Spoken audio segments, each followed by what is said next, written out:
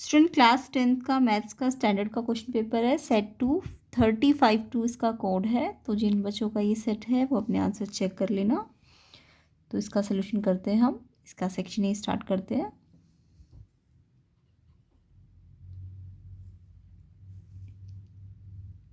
तो देखिए section A इसका देखते हैं अब। सेक्शन ए का फर्स्ट क्वेश्चन आपका था ट्रिग्नोमेट्री में से 1 minus ten square 30 upon 1 plus ten square 30 को बताना था किसके इक्वल आएगा। तो 1030 और की वैल्यू तो आपको पता ही होगी। 1030 की वैल्यू होती है 1/√3 है ना, और उस पर स्क्वायर लगा था, यहाँ भी रख देना था। अब 1 माइनस 1/√3 का स्क्वायर मतलब 1 पे भी स्क्वायर √3 पे भी, तो 1/3 आ जाएगा, यहाँ भी 1/3 आ जाएगा। 1 में से माइनस करेंगे 1/3, तो यानी कि एलसीएम लोगे 1 और 3 का 3 आ जाएगा, और यहाँ पे 3 बन जाएगा, और यहाँ 1 तो 2/3 आ जाएगा, और यहाँ करोगे 3 × 3 + 1 4/3 आ जाएगा। अब ये वाला रेसिप्रोकल हो जाएगा तो 3 कट जाएगा, 2/4 यानी कि हाफ इसका आंसर आएगा। अब हाफ तो आपको डायरेक्ट ऑप्शन में गिवन नहीं था, तो आप सोचो हाफ यहाँ इसमें से किसकी वैल्यू होती है। sin 60 की वैल्यू हाफ होती है? नहीं, कॉस हाफ कब होता है, sin 60 पे नहीं होता, कॉस 60 पे होता है। कॉस 60 है इसका वैल्यू। sin 60 तो हमारा √3/2 होता है ना, तो cos 60 इसका आंसर होगा। ठीक है, क्योंकि हाफ आंसर है ना, तो हाफ किसकी वैल्यू है, cos 60 की। तो cos 60 हमारा हाफ होता है ना, तो हाफ आएगा 1 माइनस 1/3 2/3 हो जाएगा, 1 प्लस 1/3 4/3 हो जाएगा, 3 से 3 कैंसिल, तो 2/4 मतलब हाफ। हाफ कब होता है, cos 60 पे, है ना, तो cos 60 आएगा। बी ऑप्शन इसका करेक्ट है। सेकेंड क्वेश्चन देख लेते हैं। ट्राइंगल ए बी सी और ट्राइंगल डी ई एफ में आपको A B upon D E और B C upon F D given था। तो देखो इस ट्राइंगल में हमें सिमिलर नहीं पता कि कौन सा ट्राइंगल किसके सिमिलर है, बस रेशो वाइज हमें, अगर हमें रेशो पता है तो हम रेशो से पता लगा सकते हैं कि ट्राइंगल कौन सा किसके सिमिलर है। तो आपको ये दो ट्राइंगल बना लेने थे। अब यहाँ पे ए बी का रेशो डी ई के साथ है, तो ए बी का रेशो डी ई के साथ है, सिंगल कट लगा दिया हमने। और फिर बी सी का रेशो एफ डी के साथ है ना, एफ डी के साथ। तो यहाँ पे नहीं कट लगाना, यहाँ पे लगाना है, एफ डी में है ना, डबल कट लगा दो यहाँ पे भी और यहाँ पे भी। अब नेमिंग कैसे करोगे इस वाले ट्राइंगल की, A B C single cut से डबल कट पे घुमाया तो ए बी सी नाम लिखा, तो इसको भी ऐसे ही नाम लिखो, इसको भी सिंगल कट से डबल कट पे घुमाओ, ई डी एफ। तो ये ट्राइंगल हमें मिल गए सिमिलर ट्राइंगल के नेम, है ना। अब ट्राइंगल सिमिलर मिल गए, तो अब हम क्या कर सकते हैं, इनके कॉरस्पॉन्डिंग एंगल बराबर देख सकते हैं। एंगल ए के बराबर ई हो जाएगा, बी के बराबर डी हो जाएगा, और सी के बराबर एफ हो जाएगा। तो क्वेश्चन में देखो कौन सा ऑप्शन दिया हुआ है, ए के बराबर डी, ए के बराबर तो ई आया है ना, बी के बराबर डी आया है, तो बी बराबर डी, बी ऑप्शन आपका इसका करेक्ट होगा। तो पहले तो इनको देख के हमें ट्राइंगल के नाम लिखने, सिमिलर ट्राइंगल, ये सिंगल कट से डबल पे घुमा रहे हो तो इसको भी सिंगल से डबल कट पे घुमाओगे, ठीक है, इसके अकॉर्डिंग। तो ये बी बराबर डी, यानी कि ऑप्शन नंबर बी आपका करेक्ट है। क्वेश्चन नंबर 3 देख लेते हैं। The 13th term from the end of the AP, AP के एंड से 13th टर्म बोली थी। तो जब भी एंड वाला क्वेश्चन हो एपी में, तो पहले तो आप देखो ये एपी आपको ऐसे दी हुई है 2013 ऐसे करके, है ना। तो आप जब भी एंड वाला क्वेश्चन हो, पहले तो ए यहाँ से देख लो 20 है, और डिफरेंस निकाल लो यहाँ से, इसको माइनस करके, ये माइनस ये, तो 30 माइनस 20 करोगे तो माइनस का 7 आ गया, है ना। लेकिन जब भी आपको एंड से टर्म बोले ना, तो हम क्या करेंगे, एपी को रिवर्स कर देंगे। तो ये जो डिफरेंस माइनस में आया ना, क्योंकि ऐसे था एपी तो घट रही थी, जब हम इसे रिवर्स करेंगे तो बढ़ेगी ना एपी, तो डिफरेंस -7 की बजाय +7 ले लेंगे। तो जब हम रिवर्स करेंगे एपी को, तो ए डैश तो आपका कितना आ जाएगा, माइनस का 148, जो लास्ट टर्म थी ना, जो लास्ट टर्म थी एपी को जब हम रिवर्स करेंगे तो ये फर्स्ट टर्म बन जाएगी, और ये डिफरेंस -7 की बजाय +7 बन जाएगा। तो जब भी एंड से बोला जाए 13 टर्म, तो एपी को रिवर्स करना चाहिए। तो ये ए डैश आ जाएगा, और ये डी डैश माइनस की जगह +7 हो जाएगा। अब हम लास्ट से 13 टर्म का फॉर्मूला लगाएंगे, तो अब ए नहीं रखेंगे, ए डैश ये वाला रखेंगे, और 12 डी नहीं रखेंगे, डी डैश रखेंगे। 13 है तो 12 रखेंगे ना, तो ए डैश की वैल्यू रख दो 12, डी डैश कितना है 7, 12 7 जा 84, इसको माइनस प्लस माइनस करोगे तो माइनस का 64 आंसर आएगा। डी ऑप्शन इसका करेक्ट होगा, -64, डी ऑप्शन। क्वेश्चन नंबर 4 देखते हैं। 2 dice are rolled 2 dice are rolled together, what is the probability of getting a sum greater than 10, sum greater than 10 लाने की। तो देखो सम हमारा ग्रेटर देन 10 का मतलब 11 भी आ सकता है सम, और 12 भी आ सकता है। तो आपको पता है ना 11 सम कितनी बार आता है, 2 बार आता है, और 12 सम एक ही बार आता है ना, क्योंकि 11 सम के केस क्या बनेगा 6 और 5, और 12 सम का केस क्या बनेगा 6 और 6। अच्छा 6 और 5 भी बन सकता है 11 का, 5 और 6 भी तो बन सकता है। तो 11 सम या तो यहाँ आएगा या यहाँ, तो ऐसे कितने ऑप्शन बनेंगे 2, एंड 12 सम एक ही बार बनेगा। तो आपको ग्रेटर देन 10 का था, 11 भी ला सकते हो 12 भी ला सकते हो, बट 10 नहीं लाना, एटलीस्ट 10 होता सम तो 10 भी लेते, तो यहाँ पे 3 भी आ जाता। बट यहाँ पे ग्रेटर देन 10 है, तो यानी 11 ही आएगा या फिर 12 आएगा। तो 11 कितनी बार आएगा 2 बार, और 12 कितनी बार आएगा 1 बार। तो 3/36 इसका कैंसिल करोगे तो ये आएगा आपका 1/12। तो 1/12 आपका सी ऑप्शन इसका करेक्ट आंसर है, सी ऑप्शन। नेक्स्ट क्वेश्चन देख लेते हैं, question number 5। In the given figure A B आपको बी सी के इक्वल दी है, इसकी A B tangent B C tangent के इक्वल है, यानी कि बी पॉइंट से एक 2 टेंजेंट कॉमन निकली ना, बी ए और बी सी इक्वल होती है, हमें पता है 10 सेंटीमीटर गिवन है। ए सी आपको टेंजेंट दी हुई है 7 सेंटीमीटर, और आपको बी बी टेंजेंट की लेंथ निकालनी है। बी पी मीन्स ये वाला, आपको ए बी बी सी के इक्वल दिया है, और ये निकालना है बी पी। तो देखो बीपी निकालने के लिए हमें पता है अगर ए बी बी सी के बराबर है, पूरी 10 है ना, तो हम क्या कर सकते हैं, हमें पता है बी पॉइंट से जो टेंजेंट जाती है बी पी और बी क्यू ये बराबर होती है ना। तो इसको हमने मान लो यहाँ इसको एक्स माना, तो ये भी एक्स हो जाएगा। यस। अब ये पूरी बी ए अगर 10 है, तो ये बचा हुआ पार्ट कितना होगा 10 माइनस एक्स होगा, जितना ये होगा ए से 2 टेंजेंट जा रही है ए पी और ए आर, तो ये भी आपस में इक्वल हो जाएगा। तो ये अगर 10 माइनस एक्स है, तो ये भी 10 माइनस एक्स हो जाएगा। सेम ऐसी ये अगर बी क्यू एक्स मान लिया, यहाँ से एक्स आ गया ना ये, तो ये पूरा कितना था, ये भी तो 10 था, तो ये क्यू सी कितना हो जाएगा, ये भी 10 माइनस एक्स हो जाएगा। और ये क्यू सी पॉइंट से टेंजेंट जा रही है, तो सी क्यू बराबर सी आर है ना, 2 टेंजेंट बराबर है, तो सी पॉइंट से भी हमारी सी क्यू और सी आर बराबर हो जाएगी। ठीक है। अब हमें सी क्यू तो हमें यहाँ से मिल गई 10 माइनस एक्स, सी आर कैसे निकल सकती है, देखो ये 10 माइनस एक्स है, तो ये भी 10 माइनस एक्स है ना, ये इसके बराबर है, अभी बताया था मैंने आपको, है ना। अब लेकिन ये पूरा ए सी कितना दिया हुआ है क्वेश्चन में, ए सी आपको 7 दिया हुआ है, तो सी आर कैसे आएगा, जब मैं 7 में से इसको माइनस कर दूंगी, यानी 7 में से इस 10 माइनस एक्स को माइनस करेंगे तो ठीक है, तो ये आ जाएगा। और इसको इसके बराबर कर दो, तो क्योंकि सी से 2 टेंजेंट सी आर और सी की बराबर होगी, तो पहले तो देखो ये एक्स, ये पूरी 10 थी, ये भी 10 थी, तो इसको एक्स माना, तो ये भी एक्स आ जाएगी, क्योंकि बी पॉइंट से 2 टेंजेंट इक्वल होगी। फिर ये पूरी 10 है, तो ये 10 माइनस एक्स होगी, तो ये जितनी होगी उतनी ये भी होगी, क्योंकि ए से ये दोनों टेंजेंट बराबर होगी। सेम ऐसी ये एक्स है, तो ये पूरी 10 थी, तो ये 10 माइनस एक्स हो जाएगी, और जितनी ये होगी उतनी वैसे ये भी होनी चाहिए, बट ये फिर फ़ायदा नहीं है, तो हम ये यहाँ से इक्वल नहीं करेंगे, हम इसको क्या करेंगे, ये 10 माइनस एक्स है, और ये भी तो हमें पता 7 है, तो ये कैसे निकालेंगे 7 में से इसको माइनस करके, और फिर आपस में इनको इक्वल कर देंगे। तो जब आप सी क्यू तो आपने एक साइड से 10 माइनस एक्स निकाली, और सी आर दूसरी साइड से आपने ये निकाली -3 + एक्स, और इनको आपस में इक्वल कर दो, क्योंकि ये भी इक्वल है।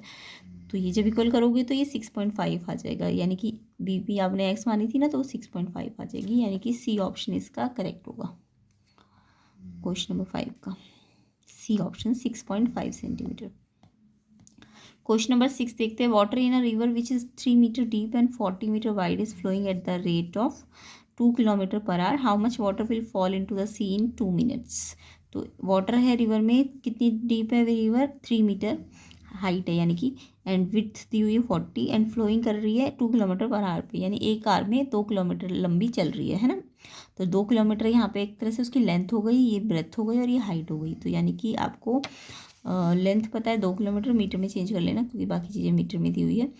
हाइट आपको 3 मीटर दी है, ब्रेथ आपको 40 मीटर दी है, तो आपको बोला है कि कितना पानी गिर जाएगा सी में 2 मिनट्स में। तो पानी का मतलब वॉल्यूम है ना, वॉल्यूम देखो ये पर आर बोला था ना 2 किलोमीटर पर आर, तो एक आर में कितना वॉल्यूम है LBH, क्योंकि एक आर का दिया हुआ है ना ये। तो ये LBH रखा हमने, ये आ गया 1 घंटे। 1 घंटे में कितने मिनट होते हैं 60, यानी 60 मिनट में अगर ये इतना पानी गिरा वॉल्यूम, तो हमें तो 2 मिनट में निकालना है ना। तो 60 मिनट में अगर इतना, तो यूनिटरी मेथड लगा दो, तो 1 मिनट में निकालोगे तो पहले 60 से डिवाइड करना, और फिर 2 मिनट में निकालोगे तो इंटू 2 करोगे, तो इसे कैंसिल वैंसिल करके ये आ जाएगा 8000 मीटर क्यूब, यानी इतना पानी 2 मिनट में गिरेगा। ठीक है, तो ये 8000 मीटर क्यूब आपका कौन सा ऑप्शन था, सी ऑप्शन इसका करेक्ट था। नेक्स्ट क्वेश्चन नंबर 7 देख लेते हैं। If the mean and median of the data are 12 and 15 then its mode is. तो ध्यान से देखना, मीन आपको 12 दिया है और मीडियन आपको 15 दिया और मॉड निकालना है। तो मॉड का फॉर्मूला तो सबको आता होगा। मॉड क्या होता है? 3 मीडियन माइनस 2 मीन। मॉड कैसे निकलता है? 3 टाइम्स ऑफ मीडियन में से माइनस करते हैं 2 टाइम ऑफ मीन। तो 3 मीडियन आपको 15 दिए, ध्यान से देखो, मीडियन बाद में दिए तो ये 15 दी हुई है और मीन आपको 12 दिया हुआ है। तो 15 3 जब 45 और ये 12 2 जब 24, तो इसको माइनस करो तो 21 इसका आंसर होगा। बी ऑप्शन इसका करेक्ट है। नेक्स्ट क्वेश्चन नंबर 8 देख लेते हैं। In the given figure A B is a tangent to the circle centred at O. If O A 6 है, ओ ए बी 30 है, रेडियस ऑफ सर्कल आपको find करनी थी। तो ये क्वेश्चन तो सिंपल ही था। आपको बोला था ए बी टेंजेंट है, और अगर ए बी टेंजेंट है और आपको ओ ए भी दिया हुआ है 6 है। अच्छा देखो, ये टेंजेंट है तो रेडियस क्या होती है? टेंजेंट पे परपेंडिकुलर होती है ना, ये तो पता है, थ्योरम पढ़ी होगी आपने। तो अगर ये मेरे को ये राइट एंगल दिया है, तो यहाँ पे हमें एक साइड दिया और दूसरी साइड निकालनी है, तो हम पाइथागोरस तो लगा नहीं पाएंगे क्योंकि दो साइडें पता होनी चाहिए पाइथागोरस के लिए। तो एक साइड पता है और एक एंगल भी तो पता है, ये 30 डिग्री। तो यहाँ पे हम ट्रिग्नोमेट्री का यूज़ करेंगे ये दूसरी साइड निकालने के लिए। तो ओ ए पता है 6 और ए बी आपको निकालना है। तो एंगल यहाँ पे है तो ये बेस होगा और ये हाइपोटेन्यूज होगा, क्योंकि 90 का अपोजिट हमेशा क्या होता है? हाइपोटेन्यूज। 90 का अपोजिट हाइपोटेन्यूज ये है और ये बेस माना जाएगा क्योंकि एंगल यहाँ पे। तो हमें बेस निकालना है और हाइपोटेन्यूज गिवन है, तो हम ले लेंगे बेस अपॉन हाइपोटेन्यूज यानी ए बी। लेकिन हमें बेस नहीं निकालना, हमें ओ बी रेडियस निकालनी है ना, क्वेश्चन में रेडियस निकालनी है, सॉरी। तो हमें रेडियस निकालनी है और ये वाली साइड पता है, तो हमें रेडियस, ये रेडियस क्या है? ये देखो, ये बेस है तो ये परपेंडिकुलर होगा ना। तो हम क्या लेंगे? ओ बी अपॉन ओ ए, जो हमें निकालनी है और जो हमें दी है, ओ बी अपॉन ओ ए। ये क्या बना हमारा? P by H. तो पी बाई एच क्या होता है? Sine theta. Sine theta, theta कितना है यहाँ पे? 30 डिग्री का। तो साइन थीटा की वैल्यू कितनी होती है? हाफ, है ना। तो साइन 30 की वैल्यू हाफ होती है ना। तो यहाँ से ओ बी रेडियस है और ये ओ ए तो आपको दिया ही होता है। हाइपोटेन्यूज कितना था? 6। आर निकालने के लिए 6 को यहाँ ले जाओ तो 6/2 यानी 3 सेंटीमीटर रेडियस आ जाएगी। तो इसका आंसर ए ऑप्शन करेक्ट होगा। इसके बाद क्वेश्चन नंबर 9 देखते हैं। In the given figure A C and A B are tangent. A C और ए बी दो टेंजेंट है और टेंजेंट की लेंथ इक्वल होती है, आपको पता है। कॉमन एक्सटर्नल पॉइंट से टेंजेंट क्या होती है? इक्वल होती है। लेकिन आपको यहाँ पे सी ओ डी 120 दिया है, सी ओ डी एंगल 120 दिया है और बी ए ओ एंगल निकालना है। तो ये क्वेश्चन में आपको ये टेंजेंट दी है, ये दोनों, और ये वाला एंगल दिया है बाहर। तो आपको दिख रहा है ये रेडियस है ना, रेडियस क्या होती है? परपेंडिकुलर होती है। तो हम हर बार कर रहे हैं, रेडियस टेंजेंट पे परपेंडिकुलर होती है। अब ये एक ट्रायंगल ले लो, अगर ये वाला ओ सी ए है ना, ओ सी ए में देखो ये इस साइड से बाहर जा रहा है ना ये एंगल, तो ये एक्सटीरियर एंगल है इस ओ सी ए का। तो ए ओ सी ट्रायंगल में ये एक्सटीरियर एंगल किसके बराबर होगा? एक्सटीरियर एंगल जो इसके साथ जुड़ा हुआ उसके बराबर नहीं होता, जो ये जो बचे हुए दो एंगल होते हैं इनका सम होता है। तो एक्सटीरियर एंगल प्रॉपर्टी ये 90 है और ये आपको निकालना है और ये बाहर वाला एंगल बताया। तो ये ओ ए सी निकल जाएगा आपका 30 डिग्री। अब जितना ये है आपको पता है ना, टेंजेंट जब इक्वल लेंथ की टेंजेंट जितने एंगल पे इंक्लाइंड होती है तो ये बाइसेक्ट, ये दोनों पार्ट इक्वल होते हैं, ये तो पता है ना। तो जितना ये होगा उतना ही तो ये भी होगा। तो ये निकालना है आपको, बी ए ओ निकालना है। तो बी ए ओ ए सी के क्या आ जाएगा? इक्वल आ जाएगा यानी 30 डिग्री। तो 30 डिग्री आपका ए ऑप्शन इसका करेक्ट है। क्वेश्चन नंबर 10 देखेंगे। Which of the following number can not be probability of happening of an event. तो इसमें से कौन सा है जो प्रोबेबिलिटी पॉसिबल नहीं है? 0 तो हो सकती है प्रोबेबिलिटी, क्योंकि प्रोबेबिलिटी की जो रेंज होती है, कोई भी इवेंट की प्रोबेबिलिटी 0 से स्टार्ट होती है और 1 पे ख़त्म होती है। ठीक है, कोई भी प्रोबेबिलिटी 0 से स्टार्ट और 1 पे ख़त्म होती है। 0 भी हो सकती है, 1 भी हो सकती है, और 0 से 1 के बीच में कुछ भी हो सकती है। नेगेटिव नहीं होगी और ना ही 1 से ज़्यादा होगी। 1 से ज़्यादा मीन्स ऊपर न्यूमरेटर ज़्यादा नहीं होना चाहिए, न्यूमरेटर ज़्यादा नहीं होना चाहिए डिनोमिनेटर से। ठीक है, तो यहाँ पे देखो सारे, यहाँ 0 तो हो सकती है, 0.07 1 से कम होता है, ये भी हो सकती है। 0.707/3 को जब मैं 3 से डिवाइड करूँगी तो ये भी 0.0 समथिंग आएगा, तो ये भी हो सकती है। बट 7/0.01 को देखो तो इसका डेसिमल हटेगा तो 100 ऊपर आ गया ना, डेसिमल 2 के बाद है तो 100 ऊपर आ गया, तो 700 थोड़ी ना हो सकती है। तो बी ऑप्शन आपका प्रोबेबिलिटी पॉसिबल नहीं, क्योंकि प्रोबेबिलिटी की रेंज 0 से 1 के बीच में ही होगी। ठीक है, तो बी ऑप्शन इसका, इन्होंने कैन नॉट बोला था तो ये वाला आंसर इसका करेक्ट है, बी ऑप्शन। इसके बाद if every term of statistical data consist of N term is decrease by 2। अगर हर एक टर्म को हम 2 से डिक्रीज कर रहे हैं तो मीन में क्या फ़र्क पड़ता है? तो अगर हर एक टर्म को हम 2 से डिक्रीज कर रहे हैं तो मीन भी 2 टाइम्स 2 से क्या हो जाएगा? डिक्रीज हो जाएगा। Decreases bye 2। और अगर एडिशन करते हैं हर एक टर्म में 2 का तो ऐड हो जाता है मीन उतना ही, है ना। और जिससे मल्टीप्लाई करे हर एक टर्म को उतना ही मीन मल्टीप्लाई हो जाता है। तो मीन में जो इफेक्ट आप हर एक ऑब्जर्वेशन में करोगे ना, चाहे प्लस माइनस मल्टीप्लाई डिवाइड, वही मीन में भी चेंज आएगा। तो यहाँ पे डिक्रीज किया ना हमने हर ऑब्जर्वेशन को, तो यहाँ पे मीन भी डिक्रीज बाय 2 हो जाएगा। ए ऑप्शन इसका करेक्ट है। क्वेश्चन नंबर 11 का ए ऑप्शन करेक्ट है। नेक्स्ट क्वेश्चन देख लेते हैं। In the given figure D E parallel to B C, आपको एक्स की वैल्यू निकालनी है। तो देखो डी ई बी सी के पैरेलल है, तो पैरेलल लाइन में या तो आपको बीपीटी लगानी होती है या सिमिलैरिटी थ्योरम। तो जब भी आपको ना पैरेलल लाइन में से कोई एक लाइन निकालनी होती है तो आप सिमिलैरिटी थ्योरम लगाते हो, ठीक है। तो जब आपको ये पैरेलल दिया है तो यहाँ पे आपको, क्योंकि पैरेलल लाइन में से कोई एक लाइन निकालनी है ना, तो यूज़ करनी है, तो आप बीपीटी मत लगाना, सिमिलैरिटी थ्योरम लगाना। तो आपको पता है ये एंगल इसके बराबर है, ये वाला एंगल इसके बराबर है, सी कॉरस्पॉन्डिंग एंगल पैरेलल लाइन है क्योंकि। तो छोटा ट्राइंगल ना इस बड़े ट्राइंगल के कॉन्ग्रुएंट सिमिलर हो जाएगा, छोटा वाला बड़े वाले के, है ना। ए डी ई, देखो इसको हमने इस एंगल से इस वाले एंगल पे घुमाया ना, ए डी ई, तो इस बड़े वाले को भी इस सिंगल एंगल, ये वाला एंगल इसके बराबर है, और ये डबल मैंने इसलिए लगाया कि ये इसके बराबर है। तो इसको सिंगल से डबल पे ऐसे घुमा रहे हो ना ए डी, तो इसको भी ए बी सी में घुमाओ, ठीक है। इससे हमें कॉरस्पॉन्डिंग पार्ट मिल जाएंगे। तो अब हमें यूज़ क्या करना है, ये डी ई और बी सी यूज़ करना है ना। तो पहले तो हमने ये वाली साइड यूज़ करनी है ए डी, तो इसकी ए डी ली तो इसकी क्या आ जाएगी, ए बी आ जाएगी ना। इसकी शुरू ए डी लिया तो इसका ए बी लेंगे। अब इसका हमें क्या लाना है, डी ई लाना है, यूज़ करना है। तो इसकी अगर हम डी ई लेंगे तो इसकी बी सी लेनी पड़ेगी। अब डी ई आपको दिया है, बी सी निकालना है, और ये ए डी तो 2 है, और ए बी कैसे आएगा इसको जोड़ के, तो ये 2/5 equal to 4/x, cross multiply करो तो x की वैल्यू आ जाएगी आपकी 10। तो 10 आंसर होगा इसका, 10 आपका डी ऑप्शन में था। क्वेश्चन नंबर 13 देखते हैं। A quadratic equation whose roots are, ये 2 रूट गिवन है, ये अल्फा और ये बीटा है, और आपको क्वाड्रेटिक इक्वेशन बनानी है। तो ऐसे क्वेश्चन तो आपने बहुत बार कर लिए होंगे।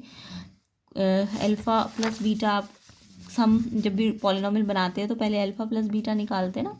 तो ये अल्फा था और ये बीटा था, इसको प्लस करोगे तो ये कट जाएगा, प्लस है और ये माइनस है, 2 और 2 4 हो जाएगा।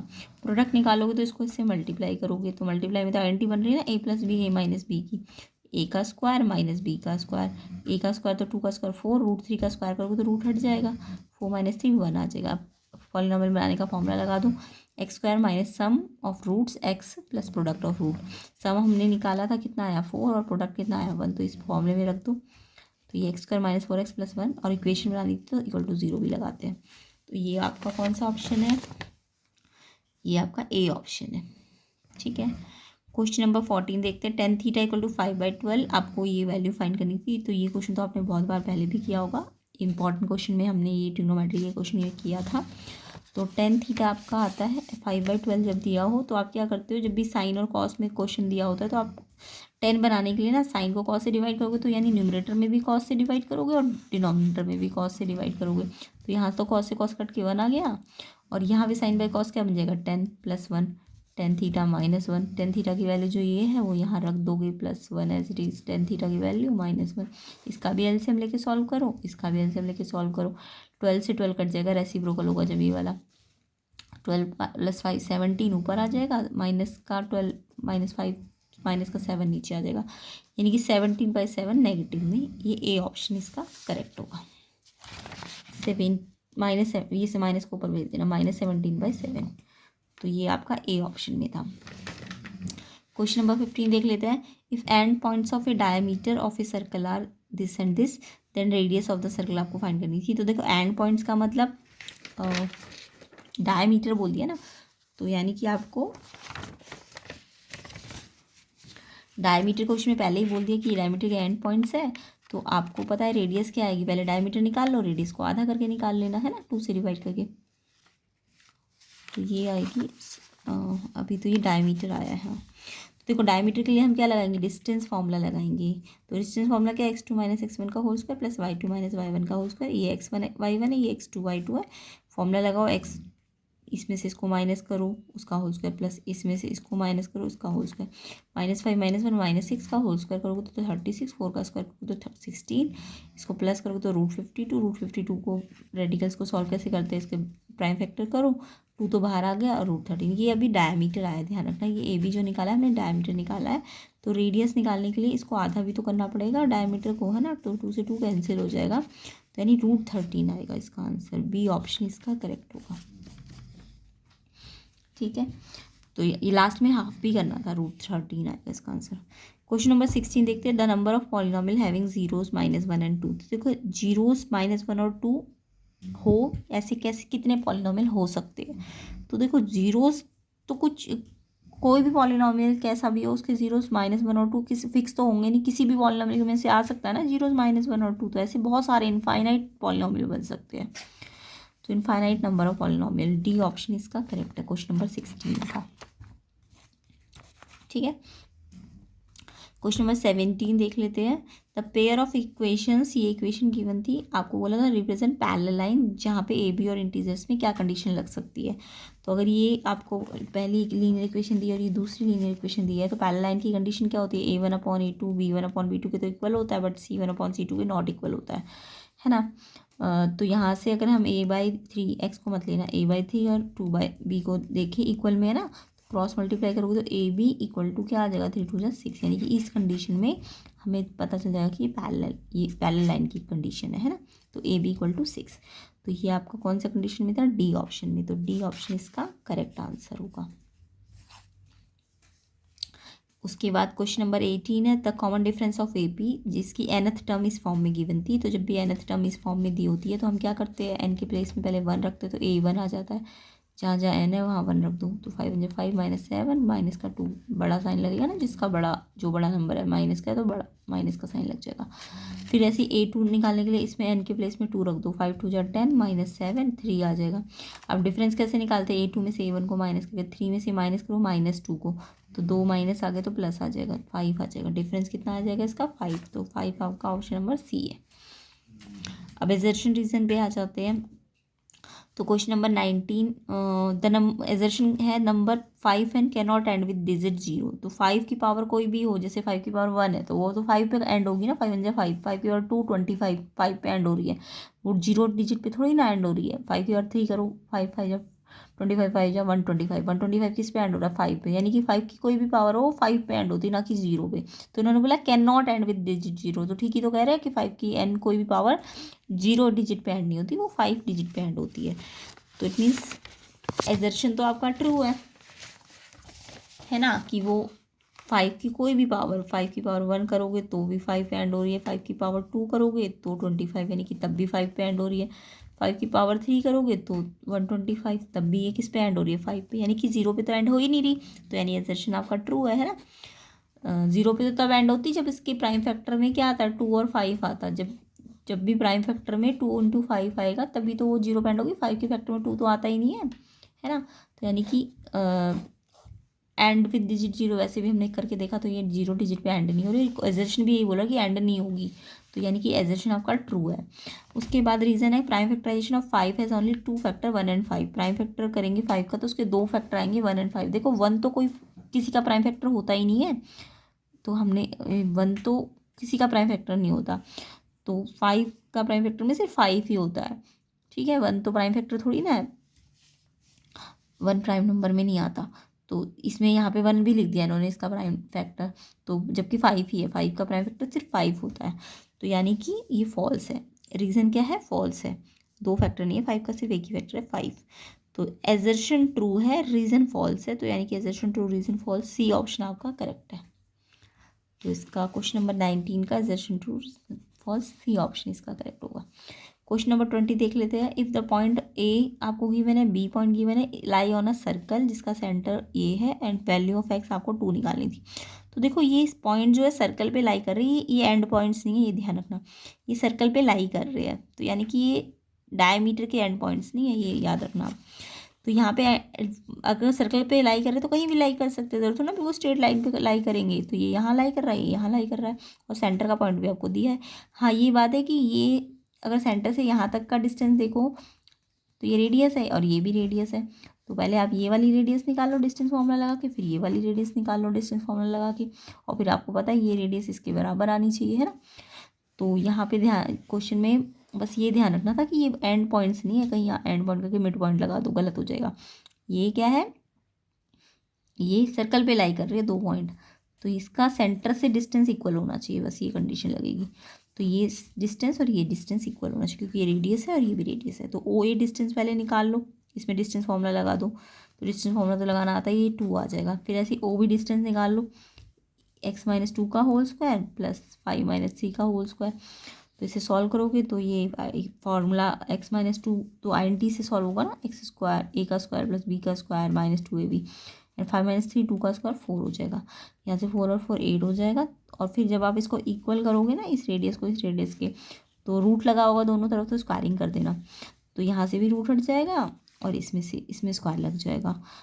और उसके बाद ही क्वाड्रेटिक सॉल्व कर लेना, ये यहाँ ले आना पहले 8 - 4 4, और ये INT बन रही है a² + b² - 2 भी चाहे तो आप मिडिल स्प्लिट करके कर लेना। तो x-2 का होल स्क्वायर है, तो x-2 0 के बराबर, तो x की वैल्यू कितनी आ जाएगी 2। तो यही तो ये बोल रहा है कि x की वैल्यू 2 आएगी, तो ये ट्रू है, हमने निकाल के देखा तो ये टू ही आ रही है, तो एजर्शन तो ट्रू है आपका।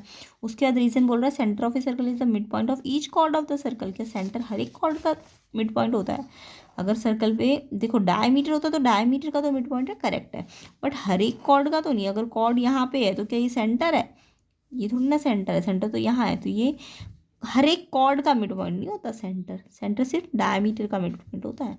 तो ये फॉल्स है रीज़न, ठीक है। तो एजर्शन तो ट्रू है बट रीज़न फॉल्स है, तो जब ऐसा हो एजर्शन ट्रू रीज़न फॉल्स, तो यानी कि सी ऑप्शन इसका करेक्ट होगा। तो क्वेश्चन नंबर 20 का आंसर क्या था? 20 का सी ऑप्शन, ठीक है। तो ये आपके सेक्शन सेट 2 के सेक्शन ए था। तो इसका सेक्शन बी और सी हम नेक्स्ट पार्ट में करेंगे। वीडियो को शेयर ज़रूर करना, चैनल को सब्सक्राइब कर देना, और आप कमेंट करके बताइएगा कि आपके इसमें से कितने क्वेश्चन सही है और कैसा गया आपका एग्ज़ाम।